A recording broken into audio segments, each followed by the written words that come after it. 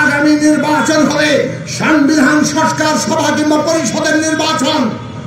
কেননা এই সংবিধানের মৌলিক সংস্কার করতে হলে আমাদেরকে জনগণের অনুমতি নিয়ে জনগণ কর্তৃক ক্ষমতা প্রাপ্ত হয়ে আগামী সংসদে সেটা করতে হবে। কেবল সংসদ সেটা হবে না, টেকসই হবে না। সংশোধনী আদালত বাতিল করে দেয়। জনগণ তার যে সংবিধান তৈরির ক্ষমতা, সেই সংবিধান তৈরির ক্ষমতা কনস্টিটিউয়েন্ট পাওয়ার আগামী সংসদকে দেবে এবং সেই কারণে এটা হবে সংবিধান সংস্কার পরিষদ এবং সেইখানে জনপ্রতিনিধিরা আগামী সংবিধান পরিবর্তন করবেন।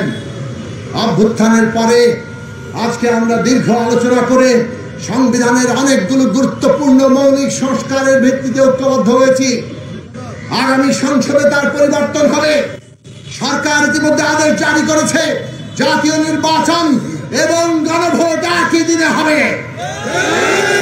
আমরা তাকে স্বাগত জানাই এবং একই সাথে বলি, জুলাই জাতীয় সনদ বাস্তবায়নের ক্ষেত্রে কেউ যাতে ঐক্যে কোনোভাবে ফাটল ধরাতে না পারে তার জন্য আপনাদের সদা প্রস্তুত, সদা সতর্ক এবং সদা চেষ্টা করে যেতে হবে। মনে রাখবেন, ঐক্য ন্যূনতম জাতীয় ঐক্যমত্য, এইটা হচ্ছে এই গণতান্ত্রিক উত্তরণের ভিত্তি। আর এই ভিত্তির উপর দাঁড়িয়ে বিচার সংস্কার, নির্বাচন, তার যে পথরেখা ফেব্রুয়ারির মধ্যে, সেই পথরেখাকে সফল করতে হবে। আমরা একটা ভীষণ জাতীয় সংকটের মধ্যে আছি।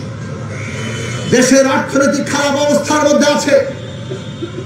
দেশের রাষ্ট্র ব্যবস্থা এখনো বিপর্যয় কাটিয়ে সোজা হয়ে দাঁড়াতে পারেনি। আমাদের মৌলিক সংস্কার দরকার, আমাদের সমস্ত হত্যাকাণ্ডের বিচার দরকার এবং এই সব কিছু থেকে উত্তরণ ঘটাতে হলে আমাদের নির্বাচন দরকার, গণভোট এবং জাতীয় নির্বাচন, যেটা একই সাথে সংবিধান সংস্কার পরিষদের নির্বাচন এবং জাতীয় সংসদ নির্বাচন। এই নির্বাচন ফেব্রুয়ারির মধ্যে হতে হবে। যারা বিচার সংস্কার নির্বাচনের পথরেখাকে ভুলান্তিত করতে চান, নির্বাচন পিছিয়ে দিতে চান, তারা বাংলাদেশের জাতীয় স্বার্থের বিরুদ্ধে দাঁড়িয়ে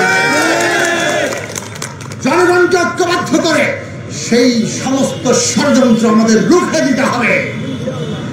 আজকে সেই শপথ আপনারা গ্রহণ করুন।